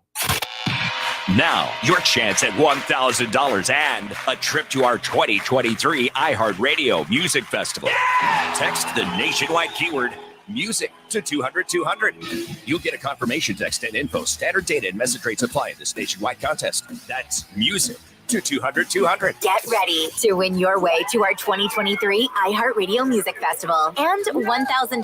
You'll be there. T-Mobile Arena here in Las Vegas. September 22nd and 23rd. Streaming live only on Hulu. The iHeartRadio Music Festival. Brought to you by T-Mobile. Experience more of the music you love with the record-breaking 5G network. T-Mobile customers can unlock VIP benefits at the festival all weekend long. It's better over here. See why at T-Mobile.com/SEEWHY. This report is sponsored by Discover. Discover credit cards do something pretty awesome. At the end of your first year, they automatically double all the cash back you've earned. That's right, everything you earned doubled. The cash back from trips, restaurants, all doubled. Seriously, though, see terms and check it out for yourself at discover.com/match. Good news, El Paso. The WorkSafe Texas Summit is coming, and it's absolutely free. You don't want to miss this exciting opportunity to get important information that can help you protect your workers. Texas Mutual Insurance Company's innovative safety event features panel discussions, safety materials, and more. It's free, it's informative, and we're even providing breakfast. So join us from 8 to 10:30 a.m. on Tuesday, September 19th at the Hotel Paso del Norte. Register at texasmutual.com/summit. Only iHeartRadio gives you access to all of your favorite radio stations. It's The Woody Show. Rover's Morning Glory. The Rod Ryan Show. All of the once-in-a-lifetime events. iHeartRadio Music Festival. All of the best free curated playlists. Everything that rocks. All the great podcasts for every interest. This is Freddie Prinze Jr. from the Wrestling with Freddie podcast. All of the mind-blowing contests. $20,000. Awesome. All of your favorite superstars. We are 30 Seconds to Mars. This is Alex from All Time Low. Download the iHeartRadio app today. Free has never sounded so good. News Radio 690 KTSM. Live from the KTSM AM 690 studios, it's Talk El Paso with Andrew J. Polk. To be a part of the show, call 915-544-KTSM or follow on Facebook at facebook.com/Talk El Paso. Now here's your host, Andrew J. Polk. Thank you all so very much for joining us here for Talk El Paso, airing live on News Radio 690 KTSM. I'm your host, Andrew J. Polk. Thank you for tuning in, however you may be doing so, be it on air, online, live streaming through the free and reliable iHeartRadio app, or joining us over on the various social media pages we're up on these days, facebook.com/Talk El Paso, the Talk El Paso channel over on YouTube, Twitter at Talk El Paso, or twitch.tv, Andrew J. Polk. A lot more to talk about, a lot more going on in and around the region, and of course still going to keep doing that. At least one other thing I wanted to mention here, at least one of the planned things we have, is that there have been a couple of murals that have been popping up around the region. One, an interesting one that you can see right on I-10 as you go past the southern end of I guess it is technically still Montecillo there, isn't it? But on some of the buildings that are kind of in the shadow of Topgolf, I guess you could put it that way.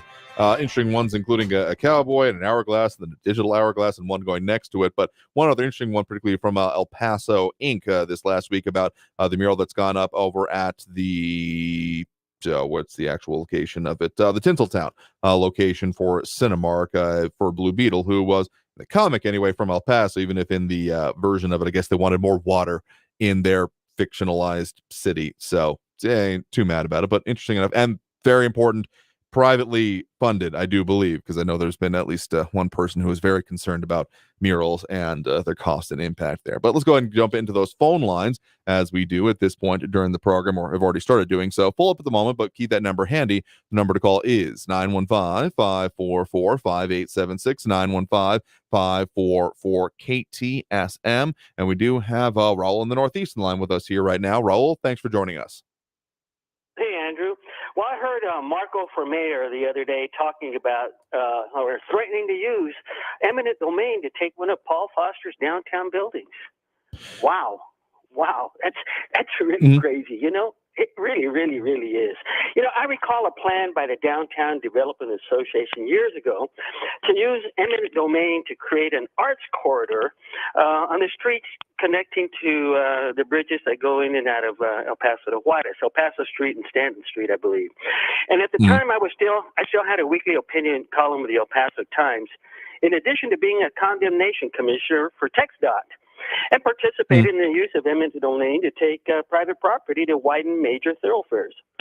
But when the Downtown Development Association proposed using it to create that downtown arts corridor, it created a firestorm. They had a big powwow there at downtown Civic Center area. A lot of people showed up to complain about it. And I took the opportunity to go visit a couple of the businesses down there and talk to those shop owners. And they were shocked. They were shocked with the idea that the government would use that power to replace their business with some business like a Starbucks. You know, now I'm of course I've been accused by your red baiting some of your red baiting callers of being a communist, but I'd be totally against the use of eminent domain to take someone's business to put somebody else's business on it. Now, if you're going to widen the street, if you're going to put maybe a government building or some kind of a public public facility, I can understand that, but not to take somebody's business where they were selling clothes and those things that they sell with those shops to put a Starbucks on it. So Marco for mayor, why don't you consider my proposal to turn El Paso Electric's inevitable and periodic requests for rate increases into shares of stock for El Paso Electric? That would be a lot more impactful to the whole community than Marco using eminent domain to take Paul Foster's Crest building, for example. It's totally crazy. On another note, and then I'll be short and move on. This is from a survey that was done by CBS News Government Survey, and it came out in the Washington Post that more Trump voters trust him than they trust their own friends and family. In fact, the percentages who say they trust each other, the following was as such. To tell them what's true, it breaks down to this. Trump, 71% of the time, they trust him. Friends and family, only 63% of the time. Conservative media figures, like you, I guess, 56% of the time. Religious leaders, 42% of the time. So this finding is stunning, given that Trump's presidency involved more than 30,000 false and misleading claims, including ripping off our city for $500,000 and a bunch of other cities. So Trumpers trust Fatso Fibber, Trumpenstein, even more than they do the people they know and love. What could be more emblematic of his cult of personality and the information bubble that exists around him? So, I mean, I did bring up the debate coming up here, but was keeping it in the local reference. So, got some guff about this yesterday that I didn't totally end up disagreeing with about this. So, sure, you don't like the former president. That is no secret here. And it's very interesting you make the reference towards me of being anywhere in that same kind of scale. Takes, I guess, how you think about this program and how we do things despite the way that we end up doing it. In any case, the whole idea, that was one of to your actual local point on it there, on the idea of eminent domain for public use. I mean, eminent domain as a power falling under, those very important parts of the Constitution about, no taking without both, due process and just compensation. Some things being brought up there, including, well, I think it just went by James Holmes saying, I don't think it's fair, is it's okay to do unless fair compensation, rather what they're saying there. And there has been, I've been studying this one longer than I've been studying most Supreme Court issues. The fact that in the case that comes up mostly for me on this one is a Kelo versus New London. decided, or at least the opinion announcement anyway, 2005 in that session of it. And according to oyez.org, oyez.org, which is one of the better resources that I look online whenever it comes to Supreme Court cases or issues along with them, and the specifics of them, to give you the pretty good major point of it, including the conclusion. And the question that they put there: does a city violate the Fifth Amendment's taking clause if the city takes private property and sells it for private development with the hopes the development will help the city's bad economy? And the decision in that case, the answer was no. In the 5-4 opinion delivered by Justice John Paul Stevens, the majority held the city's taking of private property to sell for private development qualified as, quote, a public use within the meanings of the takings clause. So, I mean, there's been, and this is, a 15-plus-year-old case, better part of 2 decades at this point. And so it's not the best. I mean, there have been other updates since there, but I tend to disagree with this decision. It was a pretty narrow one on its own. But the idea that you can, eminent domain, as much as the idea of being able to be kicked out of your property for any purposes, I think if anyone thinks about it, it's distasteful to most. But at a certain point, the idea of, road work, public needs, public infrastructure, those kind of things has you would hope, more of a idea and what is actually it's geared towards. And at the very least, you would hope there would be a higher burden when it comes to the idea of, well, this is dumpy, therefore let's get rid of it and hopefully have something nicer in there. I mean, we've seen, maybe not exactly like that being put into our area. And Buddy Valles mentioning, the excuse of blight. And wasn't exactly like some of the Duranguito area, wasn't exactly eminent domain being used there. A lot of the property owners were on board, among other things, but there were certainly implications of the idea of it being used, or in some of those other areas. I mean, we have seen parts of town that have been more or less condemned out of it, particularly in the aftermath of certain flooding. And heck, speaking of things you can see off I-10, I was mentioning earlier, there's not too far, before you hit I-10 and Reynolds, at the very least, before, as you're going eastbound, coming westbound, it would be just after Reynolds. There's a big soccer field there next to, kind of, I think, implications towards the Texas Tech University Health Sciences Center campus over there. But I mean, that used to be houses, and a lot of the space that was, again, that Texas Tech University Health Sciences Center El Paso, because they're not Texas Tech proper. It's a whole thing. I don't want to get yelled at. But point is that those used to be neighborhoods. Did some stories back in previous days about how there was movement. So I'll need to double check if that was actually using it. Yeah, after the Spaghetti Bowl, if you're headed eastbound, Buddy Bias is saying there. Yeah, so that's part that, again, it's a soccer field and then kind of gradiates down into a drainage area right now, particularly after we had some of those Storm 2006 rains. Some of those neighborhoods ended up being just, moved out of and bulldozed because, well, they kept getting flooded, among other things. So, Storm 2006, like you referenced there. So there are, and I think that the idea of, water mitigation of places that are becoming, no longer able to be habitable. So I'll have to go back and look to see if any of those specifically had eminent domain end up being used into it, or for a different mechanism like condemnation, stuff like that ended up being used. Definitely, I would say probably more towards that, or eminent domain could have been used when it came to the ponding and park area that was being used there, as it serves a decidedly public purpose. But when it comes to the, the Texas Tech University Health Sciences Center El Paso campus and the overall medical center of the America as part of it, there has been some, not exactly gentrification, but what I've kind of referred to, at least personally in the past, as the idea of a business gentrification, that property values have gone up. Some of the businesses that have existed in particularly that Alameda corridor have no longer found it viable to maintain there, as a lot of investment has come into the area with the whole MCA concept. But beyond that, the idea of people being able to take it, I got to say, the issue of this case, again, the Kelo versus New London specifically, they noted in the majority decision, the Fifth Amendment did not require literal public use, majority said, but the, quote, broader and more natural interpretation of public use as, quote, public purpose. So I personally disagree with that greatly, because the idea of saying, well, we think we could do better with it here, violates a whole lot of concepts of being secure in your property and effects, among other things, even if it is we'll give you some money for it.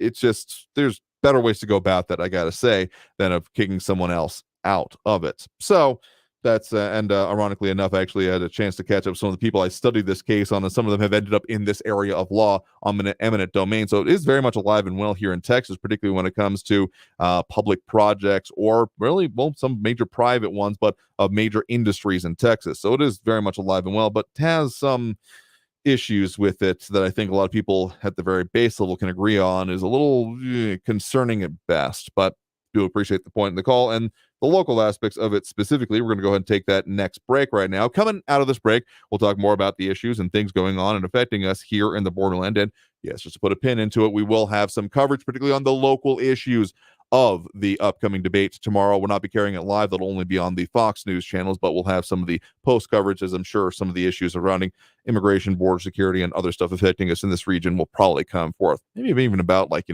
resources and water, stuff like that. But in any case, taking that next break right now. Again, if you want to get on the line, that number to do so is 915-544-5876. May have just filled up, but in any case, keep that number handy, 915-544-5876. Back after this break with more Talk El Paso here on News Radio 690 KTSM. Stay tuned. Traffic all day. News Radio 690. Disabled vehicles blocking the right lane on Gateway North at Trans Mountain. Another stalled vehicle in the Lower Valley I-10 eastbound at Loop 375 Americas Avenue. A disabled vehicle blocking the left lane. Stay to the right to get by. Northbound Mesa is slow with 10-minute delays from downtown up to Artcraft. And El Paso police responding to a crash reported northbound Mesa at Wrestler Carrie Edwards, El Paso traffic. This report is sponsored by Wendy's BOGO $1 deal. Wendy's BOGO $1 deal is back at participating Wendy's. Buy a Dave's single, spicy chicken sandwich, 10-piece nugs, or medium frosty, and get another for $1. Double your deliciousness. Hurry, this BOGO deal won't last. Packing for your summer road trip? Leave the travel guide at home and bring the Autio app along for the ride. Autio brings any drive to life with fascinating stories about the places you go, all narrated by expert storytellers. Browse through Autio's more than 10,000 fascinating location-based tales to inspire your travel itinerary and discover unique destinations along the way. Wherever summer takes you, make your next drive an adventure with Autio, the perfect companion for your next road trip. Learn more at autio.com. Attend the Las Cruces Gun Show this weekend, August 26th through 27th at the Las Cruces Convention Center, 680 East University Avenue, Las Cruces, New Mexico. See dealers selling the finest and modern guns, custom knives, scopes, huge selection of ammo, and much more. Buy, sell, and trade at the Las Cruces Gun Show this weekend, August 26th and 27th at the Las Cruces Convention Center, 680 East University Avenue, Las Cruces, New Mexico. Get $2 off admission. Go to azgunradio.com. It can happen easily. A few drinks becomes a few too many. It's time to go and you think of calling for a ride home. Nah, what's the worst that could happen? You get pulled over, you lose your license, you total your car, you kill someone. Drive sober or get pulled over. Paid for by NHTSA. Staples has big savings on everything for back to school or stocking up the office. Save on tech for the classroom or your business with up to $250 off select computers. And save on signs, banners, and posters from Staples Print and Marketing Services. Plus, right now at Staples, you can save even more with $50 off your print order of $150 or more. Get everything for the office and the classroom for less at Staples. Print offer ends 8/26. Visit staples.com/print for details. Tech offer ends 9/16. In-store only. See associate for details. It can happen easily. A few drinks becomes a few too many. It's time to go and you think of calling for a ride home. Nah, what's the worst that could happen? You get pulled over, you lose your license, you total your car, you kill someone. Drive sober or get pulled over. Paid for by NHTSA. If you see something, why do you say something? I see safe for my friends. For my community. For everyone here. We all have something worth protecting, a why that unifies us. Report suspicious activity to local authorities. If you see something, say something. News Radio 690 KTSM El Paso. Mazer Security Alarms, your local solution for more than 40 years now, offering you safe, secure, certified installation for all of their products wherever you need to keep things safe and secure themselves, be it at home, or the office, anywhere in between. And you can afford the best. You can get a free quote or to upgrade your existing system by contacting Mazer Security Alarms. Again, being locally owned and operated, they know the issues and what we need here in our region, including creating new technology like Super Switch technology to help prevent false alarms and keep your business and family safe. So give them a call. Again, get your free estimate. No job too small or too large. 915-590-0033. That's 915-590-0033. Mazer Security Alarms. Live from the KTSM AM 690 studios, it's Talk El Paso with Andrew J. Polk. To be a part of the show, call 915-544-KTSM or follow on Facebook at facebook.com/Talk El Paso. Now here's your host, Andrew J. Polk. Thank you all so very much for joining us here for Talk El Paso, airing live on News Radio 690 KTSM. I'm your host, Andrew J. Polk. Thank you for tuning in, however you may be doing so, be it on air, online, live, streaming through the fair and reliable iHeartRadio app, or joining us over on the various social media pages, Facebook, YouTube, Twitter, and Twitch, either under Talk El Paso or Andrew J. Polk. A lot of conversation we have going online, certainly, and of course, some comments that we'll get into there that we've been referring to as well, but also the phone line available, 915-544-5876, 544-KTSM. So at least one conversation, at least one comment coming about that. Again, anticipated debate, which we will be having some coverage of, but it'll be primarily, again, over on Fox News, but I'm sure it'll be covered in a lot of places. We'll be looking for the local aspects, as we almost always do. Whenever it comes to that, other debates about viability or worshipfulness of particular points here. Listen, if you're just when it comes to politics and particularly politicians in general, if it comes down to I have to support them as opposed to well, what are they doing to support me? Like, the conversation gets flipped sometimes. I just got to say it like that. And if you're not thinking about, okay, well, what does this end up meaning for me and mine? I mean, that's one of the reasons we talk about policy when it comes down to it, because again, someone can talk a great game, but if there's no cat, no cattle, another way to put it here in Texas, not that I've either had either of those, but still, point is that rubber hitting the road is also often incredibly important. But let's go ahead and get back to those phone lines now. We do have with us on the line right now, Marco over in Central on the line. Marco, thanks for joining us. How's it going, Andrew? Doing all right there. What's on your mind? Well, today I wanted to call and talk about a really great idea that I have for the city, sure, especially concerning the downtown area. Just to make it clear real quick to everybody, the Crest building used to be a retail store, okay? It was a retail. It wasn't a grocery store. It was a retail store. Wasn't it a 5 and dime, at least at one point? Something like that. Yeah, or a similar concept. But my point to Jordan, Paul Foster, whichever Foster, okay? Sure. It's not that I would want to be like, first thing I'm going to do is go in there and be like, oh, I want your building, go to hell. No, of course there'll be conversations, but if the conversations fail, then yes, I will pull the trigger and I will move to take the building. Because having a Target in that building is iconic. Unfortunately, the Crest company does not exist anymore. Sure. Or else we would seek them out and bring them back. But not only that, it would create anywhere from 70 to 80 jobs. The businesses would be open till 11, okay? So that would generate business in the downtown area till past 7 o'clock, 6 o'clock. That's good. Nobody's saying that, hey, let me take a building from a rich guy. Oh, boo-hoo, he's going to suffer. No, he's not going to suffer. He needs to see that we're trying to do good for El Paso. But beyond that, okay, this isn't why I called. So, oh, man, I don't know how to state this. Let me state it this way, okay? Because this is a frustrating subject for me. My family's restaurant suffered a lot during COVID, okay? Sure. We barely made it. By the skin of our teeth, we made it. We know a lot of businesses that didn't make it, okay?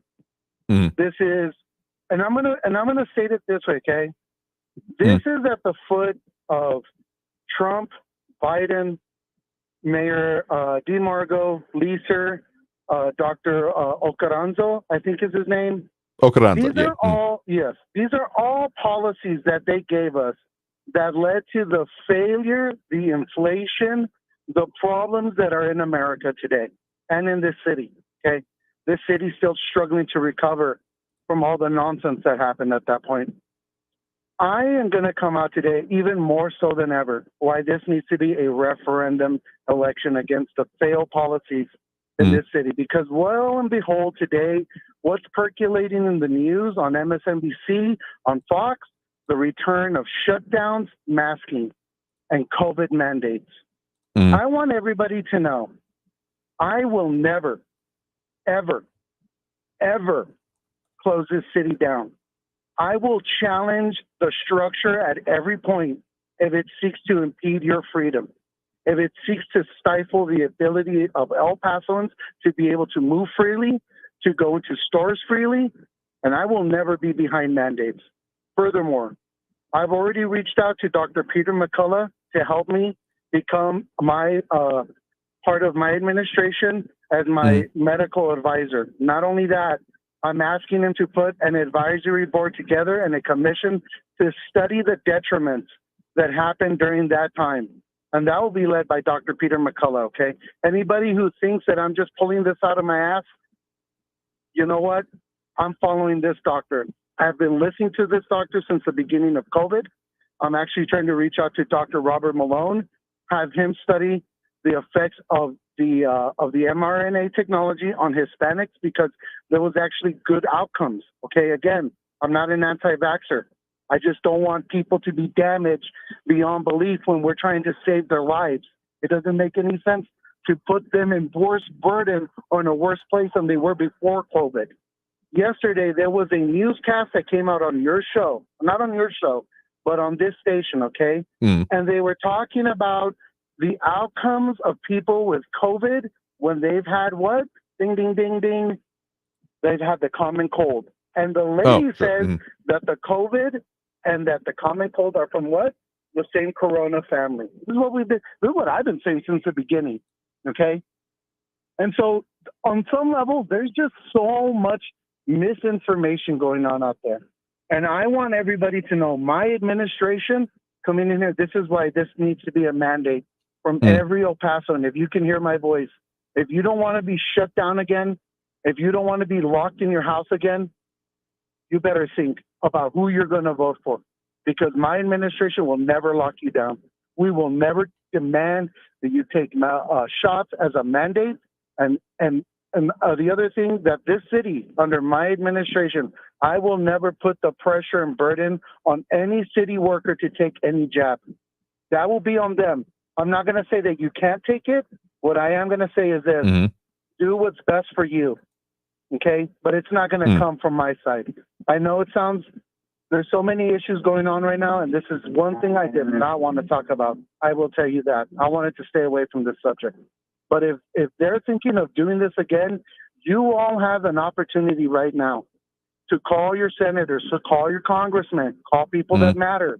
Let them know you are not in favor of being locked up again, remasked up again. There's enough information out there now that we can make the best assessments for our personal autonomy.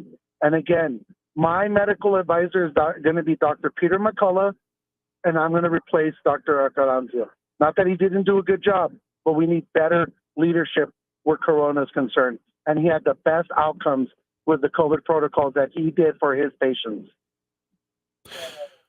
Interesting points you bring up there. I mean, it has been the specter of it being raised here. I mean, there has been talk about there being increased rates, though it's hard to pin that down because public testing has been so much more limited, and even the people that are getting the positive tests aren't even a lot of at-home tests, at least from people that even I know, and are not necessarily reporting it as much. I would be personally very surprised if there were going to be anything even approaching what we were looking at in like 2020 and 2021 when it comes to businesses and just movement restrictions, particularly that we're at the start of it here. I'd be very surprised if we're seeing that, at least in this near-term outcoming, outside of any significantly different situations. But, all of the things being equal, I see that being a very difficult task, at the very least in Texas, given the whole conversations back and forth and very much the bent that has been taken again now, specifically as opposed to in 2020 and 2021, whereas the back and forth, particularly before the legislature got in place, the back and forth between the governor and both our city and the county, even before they had started having their own kerfuffles in other ways. But particularly that, again, the Death Star law, that 21, I'm forgetting the second part of that number here, but that one might be actually a force of law way that could be seen as terms of response to that being done by the state and by the governor to any of those particular type of things, as particularly Governor Greg Abbott has been making it previously made it very clear that he was not interested in seeing any of that return to Texas. Well, let's hope and pray that he doesn't, because, even though they say they don't, they fall to the whims of pressure. And I want everybody to know I will never fall to the pressures that come from outside of this city. My first concerns, like I said yesterday, are the people of El Paso. I will always put you first. I will put your businesses first. I will put your families first. And we're going to have the best doctor that you can get where this issue is concerned. Dr. Peter McCullough is the #1 cardiologist in the world. He has the most research written about him in the world. He has the best outcomes with COVID in the world. He has the best COVID protocol for medicine in the world. So I'm not going to be taking advice from just anybody. We're going to form that commission. We're going to find out the things that happened in the city. And by God, I tell you, freedom is the #1 thing in my mind. Just reconcerning this issue about eminent domain, it's not something that I want to talk about because I love freedom. I actually believe in people having their own personal property. But at one point, foolishness needs to stop. If you're super rich, think of the people. A laundromat only benefits you, okay? That's all. Thanks a lot, Andrew. Sorry that the day had to be so heavy, brother, but man, again. Sure. Well, freedom. I mean, important issues to be talked about here, so do appreciate the point in the call. You have a good one there. You too, brother. Take care. Love you all. Marco for mayor. All right, with that, we'll go ahead and take that next break. Right now, coming out of this break, we'll get to more of the calls in line, probably reference some of the comments that have been going by fast and furious, among other things. But let's go ahead and take that right now and that break. So if you want to get on that line, of course, that number to do so, I may have just filled up, as I said, at 915-544-5876, 544-KTSM. Back after this break with more Talk El Paso here on News Radio 690 KTSM. Stay tuned.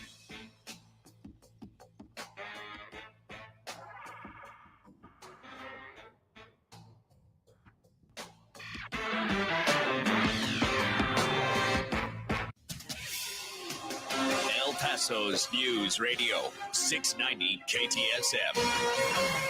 With your KFOX News update, I'm Liz DeWicki. An El Paso man is in jail right now charged with distributing different types of drugs to both residents and Fort Bliss soldiers. Deputies say 44-year-old Jamil Nichols was distributing cocaine, fentanyl, and LSD. Law enforcement had been conducting an investigation on him for at least 6 months, seizing almost 22,000 doses of LSD from his home. A mystery in Vinton right now as mountains of clothes were discovered dumped behind a building on Monday. A viewer tipped KFOX 14 off to the piles of clothes dumped on South Desert Boulevard right next to the I-10. KFOX has reached out to both the sheriff's office and the county to learn more. No information has been provided just yet. The borderland is currently taking a little bit of a break from triple-digit heat, but El Paso is not out of the woods just yet. In fact, this July, El Paso Electric says customers used the most energy since the summer of 2019. The 44-day triple-digit streak not only strained the power system, but also people's wallets. El Paso Electric saying although the temperature is trending down, bills could still trend up this month and the next, capping off those higher than usual summer payments. If you are struggling with your bill, the company recommends you contact El Paso Electric. That's your KFOX 14 news update. I'm Liz DeWicki. News Radio 690. Traffic all day. I-10 eastbound at the Loop in the Lower Valley. Watch for an accident that's blocking the left lane and left shoulder. Stay to the right to get by that. I-10 eastbound, heavy congestion through downtown from Dallas over to Trowbridge. It's a 9-minute delay. 54 southbound Stan Roberts down to Kenworthy, 5-minute delays. And on northbound Mesa, 7-minute delays from downtown up to Artcraft. Kerry Edwards, El Paso traffic. From the KFOX 14 Severe Weather Center, I'm Chief Meteorologist Brad Montgomery. The good news is some heat relief coming our way as the remnants of what was Tropical Storm Harold move toward the borderland. Mostly cloudy skies, high only around 85 for tomorrow. 60% chance of showers and thunderstorms for your Wednesday. As the system moves away, we'll see partly cloudy skies, 30% chance of storms on Thursday with a high around 92. From the KFOX 14 Severe Weather Center, I'm Chief Meteorologist Brad Montgomery. This report is sponsored by Indeed.com. Fall into autumn hiring with Indeed. Their all-in-one solution makes it easy to attract, interview, and hire candidates. Sponsor a job and immediately get a short list of quality candidates whose resumes on Indeed match your job description. Visit Indeed.com/credit. What does the Affordable Connectivity Program sound like? It sounds like a student doing their homework online. If X equals 4. Eligible households save $30 a month on internet. Like the sound of that? The ACP. Sign up, connect, and save at getinternet.gov. Hi, Hi, I'm Scotty Clark from Scott Heating, Cooling, and Plumbing. The heat is back, so get ready, El Paso. It's going to be a long, hot summer. At Scott Heating and Cooling, we're ready to help you maintain and service your home and business HVAC system. We service all major brands of heating and cooling equipment, as well as commercial kitchen equipment and walk-in freezers. With appointments available 7 days a week, make an appointment online or call Scott Heating, Cooling, and Plumbing today at 915-595-4529. There are choices that can change your life. Like the choice to start routine colorectal cancer screening at age 45. It's one of the most common cancers for women and men, and it doesn't always have symptoms. But there's good news. Routine screening can catch colorectal cancer early and even prevent it. And there's even better news. You have screening options. Make the choice to put your health first. Talk to your doctor about your screening options or visit cdc.gov/screenforlife for more information. Staples has everything you need for the office and the classroom for less. Now save even more with $50 off your print and marketing services order of $150 or more. Offer ends 8/26. Visit staples.com/print for details. Save for your business at Staples. This report is sponsored by Staples Stores. El Paso's News Radio 690 KTSM. Live from the KTSM AM 690 studios, it's Talk El Paso with Andrew J. Polk. To be a part of the show, call 915-544-KTSM or follow on Facebook at facebook.com/Talk El Paso. Now here's your host, Andrew J. Polk. Thank you all so very much for joining us here for Talk El Paso, airing live on News Radio 690 KTSM. I'm your host, Andrew J. Polk. Thanks for tuning in, however you may be doing so. A lot of people joining in, chiming in, adding their 2 cents, and also those likes and reacts that we certainly do appreciate, including Marky Mantango, Amber Banda, Ida Beza Gardner, Matt Olson, Ed Clore, James Radcliffe, Robbie Flores, and Monica Cervantes, among others. Also on Hellraid and Buddy Bias, if I didn't say those already. But in any case, a lot of conversation, including kind of a debate in the comments going on right now, talking about the history of restrictions, lockdowns, other things, and also on Hellraid, wishing a happy Tuesday to all Talk El Paso on Montalban Conduit Theo. There, do appreciate it.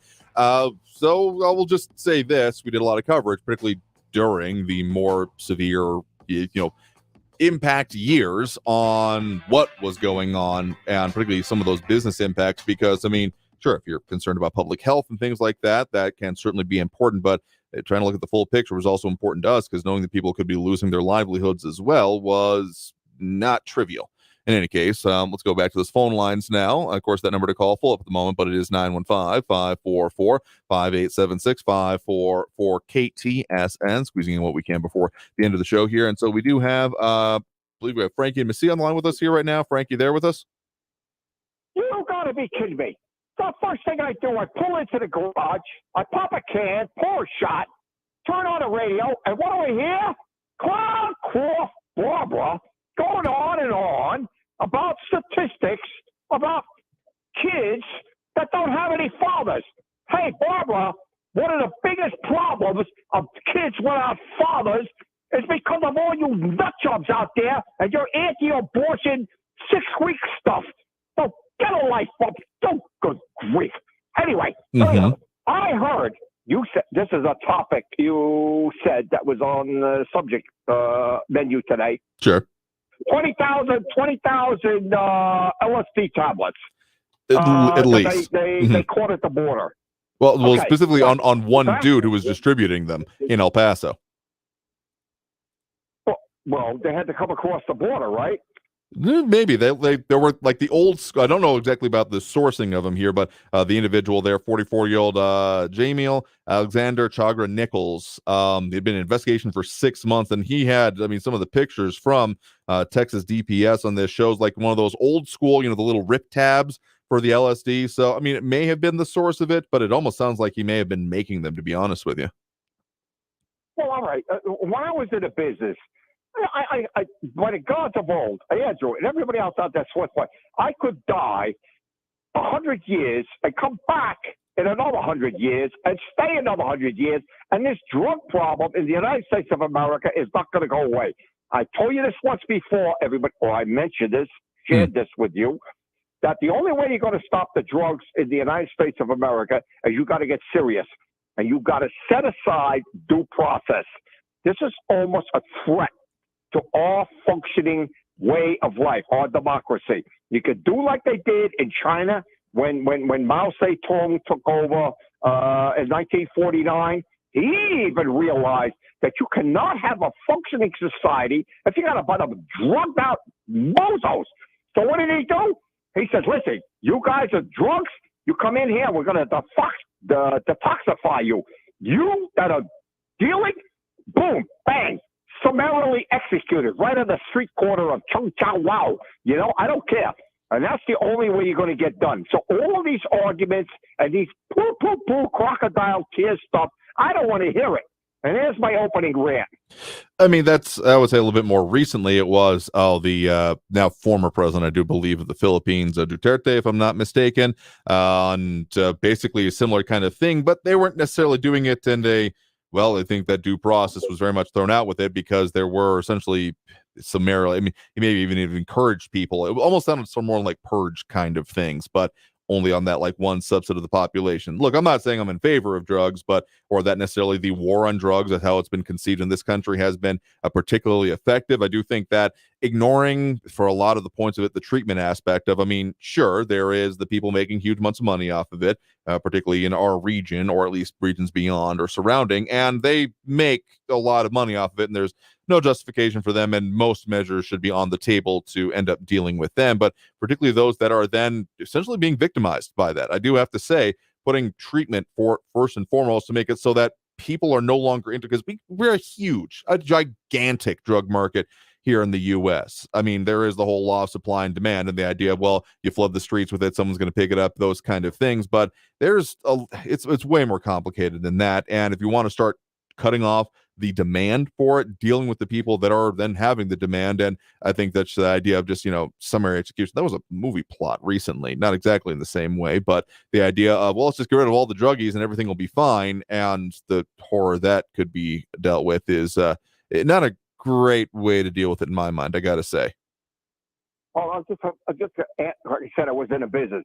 If you don't get draconian about it, you're never going to get anything done. It'll keep going on and on and on in perpetuity. Now, let me just say this. Marco, I got to tell you something. You cannot run for mayor individually. You need assistance. You need a communications director, a PR person, a digital ad person. Maybe you could combine all three into one. I don't know. You better pay him a couple of bucks or give him a free flounder plate. But you ain't going to do it, Marco. Going out saying what you're saying and thinking everybody's going to just jump on your bandwagon without you advertising. What do you think this is, a shoestring thing? This is not going to work. This is the modern states of the United States, politics and stuff. You just don't go out there by yourself. And that's my ending rant. I mean, we have a lot of issues when it comes to El Paso politics specifically, and even just getting, as I think Marco's wanting, the landslide or a huge, the mandate coming along with it would take getting a lot of people to be able to go to the polls. So that's a very much going to have to be worked on. And I mean, I'm not saying it's impossible even from a grassroots kind of standpoint, but it would take quite a lot of work. So to my understanding, I do believe he actually is registered for the run there. So just to make it clear, in case, because a couple questions have come up about, equal availability. Fairness doctrine is not a thing, but this is available to anyone who wants to come in and talk about their plans for any elected office. We're not trying to become just a candidate for them, but we will do those later on once we get closer to the election. But the idea of getting enough people out to the polls to change, like doing like some kind of, Charlie Wilson type of effort, it's going to be a monumental effort. I would have no doubt about that. Well, you got that right. Hey, look, stranger things have happened. Who knows? The most amazing things that most huge amounts of people think there's no way in the world would have happened. You never know. Marco could be Mayor Marco of El Paso. But the way I see it at the moment, Marco, you need help, Marco. You do need help. Anyway, that's my final rant. Anyway, have a great day. Yeah, sure thing. Appreciate the point in the call. You have a good one there. All right.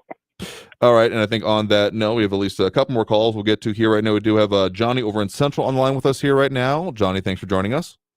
Yeah, I came in on the tail end of the last half hour about the gentleman talking about people being mandated, so forth, about the COVID thing. But Sure. before I get to that, real quick, on the drug thing, maybe I'm naive, but the easy way to fight drugs is for the consumers to reject it, period. Not waste money trying to keep people from bringing it in the country. If we don't have any customers or any consumers, the drug thing is over. To give you a quick example, years ago when I was a child, I didn't know any better. I started smoking some tobacco in high school, spending my lunch money and all that good stuff. I didn't know any better.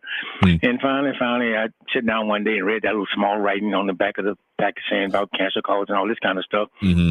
And I finally weaned myself off of the tobacco. And so I've said before, the worst, in my opinion, the worst drugs in our country is legal, and that's tobacco and alcohol. Anyway, I jumped to my main subject here. On this, I thought the gentleman said something about, not making people being mandated to do this and do this. Sure. On the COVID thing, I feel lucky and blessed that I did not catch it when they had that real big surge here a couple of years ago, because I did everything I was supposed to do by, wearing the mask and staying away from crowds and taking the injection like I was supposed to. And I did not feel like I was being, bamboozled or made to do something. I was doing it willingly. And up until about 4 months ago, I finally started unmasking myself. But then again, I've been hearing it's coming back. So I want to make an announcement to the veterans out there. The VA on Piedras is offering COVID walk-in shots every day. Every Tuesdays and Thursdays from 9 to noon. COVID vaccines, walk-ins, that's all you need, no appointments. And I wish the public could be able to get them too, because as I said before, anything to keep you healthy and from dying and seeing friends and family from dying, I don't feel I'm being pressured. I feel that's the right way to go. Yep. Fair enough. I mean, I will say that's what I've come down on most on this here is, look at the advice, and speaking specifically with your personal medical professional is, the person who you have the relationship with, because, sure, there are plenty of doctors and people that you could go to out there, but someone who knows you, what has been going on with you, your medical history is absolutely crucial in this or any other medical situation. And so by talking with them and coming down with what's right for you, that's about the only way I can really imagine handling or dealing with any of this, because if you're listening to anyone else, heck, even me, I'm not going to be there for you, for your family, to take care of you the way that you would. So knowing what and doing what's right for you is about the only way I can think of to get through this or any future potential issues anywhere near it. Okay, well, that's all I wanted to say on that. So as I said, I don't want anyone coming in saying that people are being bamboozled, made to do things. No, we're trying to keep our communities safe and healthy. That being said, I'll get off the phone and let someone else talk. Andrew, take care. Appreciate the point in the call. You have a good one there. You too. All right, I think we have time for at least one more call on the line. We do have Eric on the east side here with us right now. Eric, thanks for joining us. Hello there. Yeah, Barbara drops by on Friday, and no surprise, she once again communicated to your listeners that the mostly Christian Hispanic immigrants coming into the country are killing or endangering the lives of Americans with rare diseases. And she today continued to dehumanize and demonize these Christian Hispanic immigrants, saying they're from broken homes and will cause all of these societal ills, according to her sources. And when I was discussing Barbara's militant white supremacist literature she shared on your Facebook page a while ago, titled Our Race is Our Nation, Balkanization of America, I was told on your show's public Facebook page, brown people like me are going to destroy the country, by James Ratcliffe. And the context of that comment was me pointing out how one of the main arguments of Barbara's white supremacist literature she shared on your Facebook page was that more non-whites coming into the country is going to destroy it. And, when I fact-checked Stephen's promotion of the white supremacist theory, the Great Replacement, on your show the other day, Marky Mandingo said in the comments that the Border Patrol was going to stop the Great Replacement. And he was referring to the replacement of the white race and the white vote with non-white immigrants. And on your show's Facebook page, Mexicans are frequently referred to as beaners and invaders by people who promote the Great Replacement. I mention this because when I fact-checked Stephen's promotion of the Great Replacement the other day, I was showing a friend, that specific show recently, showing her how you silence and attack those who condemn white supremacy. And she told me that you must have deleted my fact check of Stephen, because she showed me her phone showing that you had in fact deleted my fact check showing that Stephen's white supremacist lies came from an edited video on Tucker Carlson's show. So let's make a couple of things here real quick as we're getting very quickly down into the, as you do and seem to enjoy doing so, labeling people and giving them very serious names, as you do quite often here. I mean, there's plenty of names that are thrown around, but you're specifically accusing these people of being in favor of genocide is what it comes down to, because that's what that ideology, the true concept of white supremacy, or any of the ones along it, or any of the cousins along with it, go along with. That's the seriousness of what that phrase means to me, anyway. And if you're taking it any all less seriously than that, then we're not having the same conversation here on it. Let's make a couple of things clear when it comes to our Facebook administration. We tend not to bring it up too much with this, but there are certain filtering things that Facebook has implemented. And here's one of the interesting parts of particularly the way you end up bringing up some of these issues about wanting to educate and inform people about it here. And you say that you have previously said that you want to get through people's, get to their heads, or get cut through the clutter, other things like that, as the major point behind this here. And so one of the things that Facebook has implemented is that actually people who have been either hidden or removed from pages, have their comments hidden, or have had any other kind of policy things put into place on them when it comes to the way Facebook deals with, they do comment filtering. We tend not to do much with our comments, but we don't delete any comments. That is 100% the case of what we do. So you can go back in yourself and probably see your comments, but what Facebook does do is it will hide comments that have either been, to my understanding, they change their policies and don't actually usually tell that much, but something that has been hidden for either a portion of the audience, or in cases of when, again, issues of slander or libel. In this case, it would be libel, as it was a written thing, is of issue. It continues to be hidden and it stays in place for a while. So here's the thing. When you say and you call out these people, and if you just want to punch people around, you can do that just about anywhere else. Don't think that we're going to be the host of this. And also don't think that, again, you'll have to throw around, you're defending white supremacy. White supremacy is one of the greatest evils of the concepts behind it, either in this country or as it was exported nationally in creation, and basically the reason that World War II happened. I mean, there was a whole lot of other things going along with it, but Germans kicked it off, and the whole, Reich and those concepts along with it was very much an inciting part of it. But let's make it clear about some very specific things here. You don't care about what other people think, my dude. And I can kind of show that, since you brought it up here, pretty empirically, because you and no one else being able to see your comments, you have not seemingly noticed that before this. We don't do much with it. We don't do much with the policies. And again, we don't delete comments. I do believe people would get notifications if things like that happen. Fact of the matter is that the yelling you do, I see all of your comments. They come through my feed. I'll respond to the ones that I feel the need to, but for the most part, I feel like you get enough attention on these phone calls. So fact of the matter is, you have not cared what anyone else has said to you. You've been talking at them, not with them, for the most parts, and also a lot of people have you blocked. I assume you've assumed some of that. But the fact of the matter is that you have not actually been conversating with just about anyone for, we don't have a way to look at a tally, but for at least on the order of weeks, if not probably longer, with how often there have to be actions or filtering going on with your comments. Because if you think you're going to be doing in this stream what you do on basically everyone else's pages of badgering, or accuracy through volume is another way you try to go about this here, you can take all the efforts you want, and I do see your comments and the things that you label me as or other ways. And simple answer is no. If you want to talk about, as I have told you consistently, go ahead and fact check this one for me. If you want to talk about the issues and things, but if you're here to beat people up or not actually respond to their ideas, but to label them and say, therefore, they are bad and there is no conversation that can be had with them, simple answer, no. That's not how we do it. It's not how we have ever done it. And if you're wanting to say that's how we have to, there are several layers of sand that you can pound. In any case, we have to leave that there for the show for today, because we are super out of time here for this one. I do appreciate everyone that did tune in, call in, comment, participate in the show. If you're wanting to actually talk about the things going on or affecting us here in the borderland, listen, if you just want to drag out fight, there are plenty of other places on the internet that you can continue to do that. But in the meantime, we'll keep doing what we do every Monday through Friday, 4 to 6 p.m. So until then, until next time, I want to wish you all a good evening. Stay safe out there. Look twice for motorcycles when out on the road, and have a great evening. We'll see you all tomorrow.